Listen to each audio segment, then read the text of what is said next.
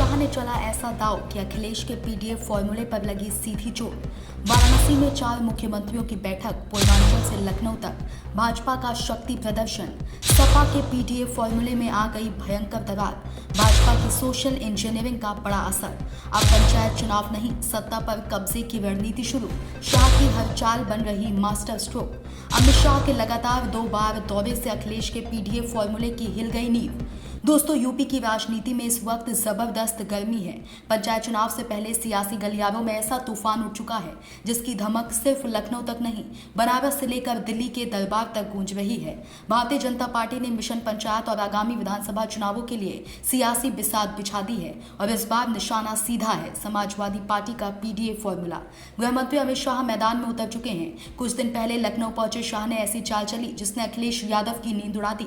इन्होंने यूपी के deputy CM Keshav Prasad Maurya को मित्र कहकर संबोधित किया, लेकिन ये सिर्फ एक संबोधन नहीं था, ये एक सियासी संदेश था। ये वही केशव मौर्य हैं जो पिछड़ा वोट बैंक के मजबूत स्तंभ माने जाते हैं और अखिलेश यादव ने अपने पीडीए मॉडल की नींव इन्हीं पिछड़ों पर रखी थी।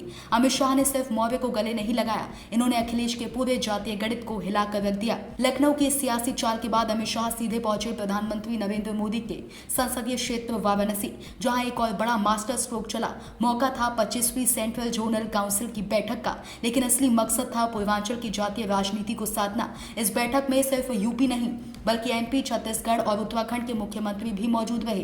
पुष्कर सिंह धामी, मोहन भागवत और विष्णुदेव साय, ये नाम यूं ही नहीं बुलाए गए थे। अमित शाह ने 4 राज्यों के मुख्यमंत्रियों के साथ एक बैठक की और फिर साथ में लंच कर एकता का ऐसा संदेश दिया जिसने विपक्षी खेमे में खलबली मचा दी। वाराणसी की धरती पर शाह ने यह साफ कर दिया कि बीजेपी सिर्फ चुनाव नहीं लड़ रही, वो एक नई सोशल इंजीनियरिंग रच रही है, जहां एक और अखिलेश यादव पिछड़े, दलित और अल्पसंख्यकों को जोड़कर पीडीए मॉडल पेश कर रहे हैं। वहीं भाजपा अब उन्हीं वर्गों में गहराई से प्रवेश कर रही है, लेकिन सवर्णों के साथ संतुलन बनाकर। अमित शाह की रणनीति बेहद साफ है, जातियों को जोड़ो, समाज को समाहित करो और विरोधियों के फॉर्मूले को उन्हीं की जमीन पर ध्वस्त कर दो। अमित शाह का लखनऊ और वाराणसी में लगातार 2 बार आना यूं ही नहीं है, ये किसी दौरे का शेड्यूल नहीं, ये एक सुनियोजित युद्ध योजना है। पंचायत चुनावों से लेकर विधानसभा की तैयारी तक बीजेपी अब कोई भी मौका गंवाना नहीं चाहती और जब रणनीति की कमान खुद शाह के हाथ में हो तो हर चाल एक मास्टर स्ट्रोक बन जाती है।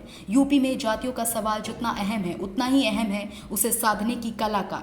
बीजेपी इस वक्त उसी कला को साध रही है। पिछड़े वर्गों में पैठ बनाना, दलितों के बीच भरोसा पैदा करना और सवर्णों की मजबूत मौजूदगी को बरकरार रखना, यही है बीजेपी की सोशल स्ट्राइक। अखिलेश यादव का पीडीए मॉडल अब खतरे में है क्योंकि अमित शाह ने उस मॉडल की नस पकड़ ली है। अब यह साफ हो गया है कि बीजेपी पंचायत चुनावों को सिर्फ स्थानीय स्तर का चुनाव नहीं मान रही, ये चुनाव अब विधानसभा 2027 की नींव रखेगा और बीजेपी ने अभी से अपना मिशन शुरू कर दिया है। जब 4 राज्यों के सीएम बनारस में एक साथ बैठते हैं तो उसका मतलब सिर्फ विकास की चर्चा नहीं होता, वो चुनावी मैसेज होता है, वो गठबंधन की मजबूती का इशारा होता है और ये गठबंधन अब इंडिया गठबंधन के सामने खड़ा है, सीना तान के। अमित शाह की हर एंट्री एक नई स्क्रिप्ट रचती है। लखनऊ में मित्र मौर्य कार्ड खेला, बनारस में 4 सीएम फॉर्मूला लागू किया।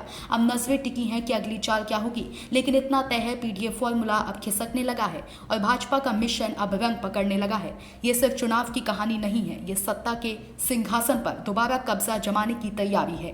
यूपी में सियासी मौसम बदल चुका है और अब तूफान सिर्फ आने वाला नहीं है, वो दस्तक दे चुका है।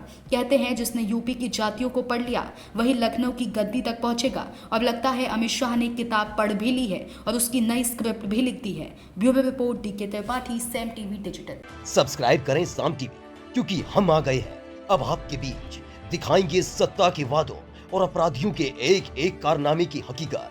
और हाँ, अगर आपके पास भी हो कोई ऐसी खबर तो कमेंट करके हमें बताएं, क्योंकि बिना डर और दबाव के हम दिखाते हैं हर एक खबर डंके की चोट पर।